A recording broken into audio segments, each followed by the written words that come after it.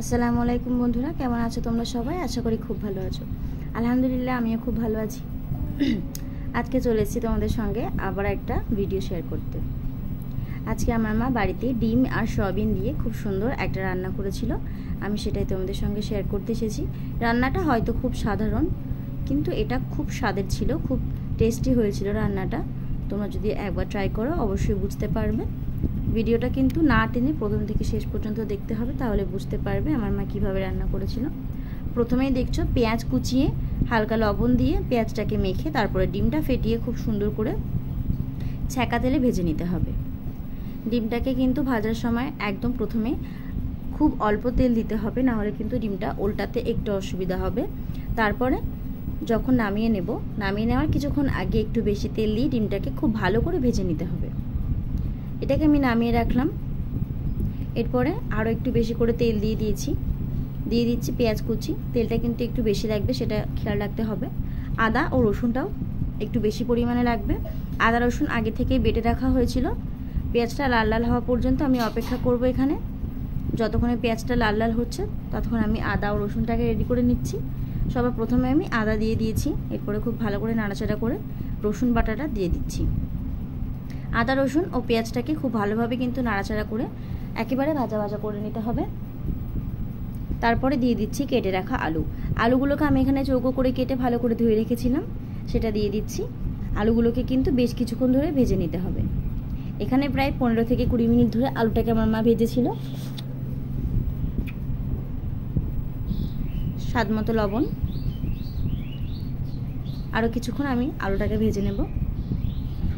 যখন দেখব আলুটার সঙ্গে পুরোপুরিভাবে মশলাগুলো মিশে গেছে, আলুটার গায়ে লাল লাল একটা দাগ চলে এসেছে, তখন কিন্তু এটাকে নামিয়ে নিতে হবে। এখানে কিন্তু আলুটা প্রায় ভাজা হয়ে এসেছে। আমি আগে থেকে সয়াবিনটাকে ভালো করে ধুয়ে গরম পানিতে ভিজিয়ে রেখেছি। আর এখানে দেখছো আলুটা কিন্তু প্রায় ভাজা হয়ে এসেছে। এবার আমি গরম পানিতে ভিজিয়ে রাখা সয়াবিনটাকে এখানে দিয়ে দিচ্ছি। এরপরে সয়াবিন আর আলু একসঙ্গে কিন্তু বেশ কিছুক্ষণ ধরে ভেজে নিতে হবে। এখানে আরও কিছু মশলা আমার লাগবে, তোমরা সেটা দেখতে থাকো। আমি বলে দিচ্ছি এখানে কী কী মশলা দেওয়া লাগবে।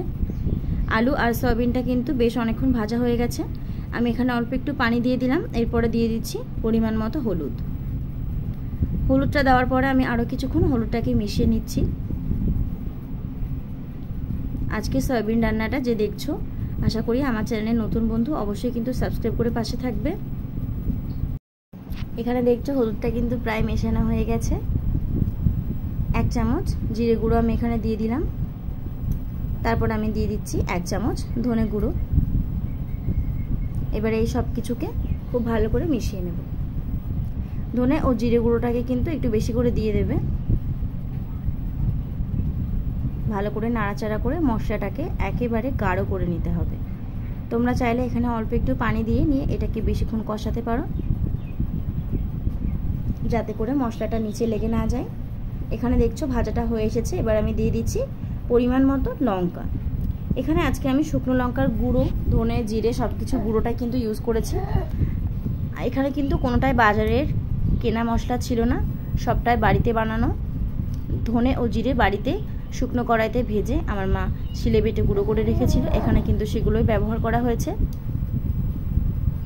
এখানে সব কিছু কিন্তু মশলার সঙ্গে ভাজা হয়ে গেছে। এরপরে আমি ঝোলটা দিয়ে দিচ্ছি। প্রথমে অল্প একটু পানি দিয়ে খুব ভালো করে মশলাটাকে মিশিয়ে নিতে হবে, যাতে করে প্রত্যেকটা মশলা মিশে যায় আলু ও সয়াবিনের সঙ্গে। তারপর আমি পরিমাণ মতো ঝোল দিয়ে কিছুক্ষণের জন্য অপেক্ষা করব, যতক্ষণ না ঝোলটা পুরোপুরিভাবে ফুটে আসছে। রান্না থেকে কিন্তু তেলটা অলরেডি ছেড়ে দিয়েছে। এরপর আমি ঝোলটা দিয়ে দিলাম।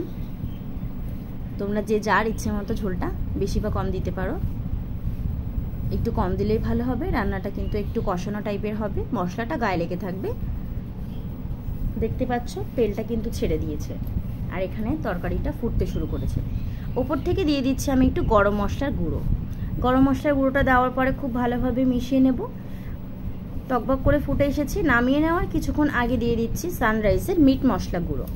মিট মশলা গুঁড়োটা দেওয়ার জন্য কিন্তু রান্নার সেন্টটা খুব সুন্দর হয়েছিল। এবার আমি ডিমগুলো দিয়ে এটাকে কিছুক্ষণ পর নামিয়ে নেব। ভিডিওটা ভালো লাগলে অবশ্যই লাইক করে দিও। কালকে চলে আসবো নতুন কোনো ভিডিও নিয়ে। সে পর্যন্ত সবাই ভালো থেকো, সুস্থ থেকো। খোদা হাফেজ।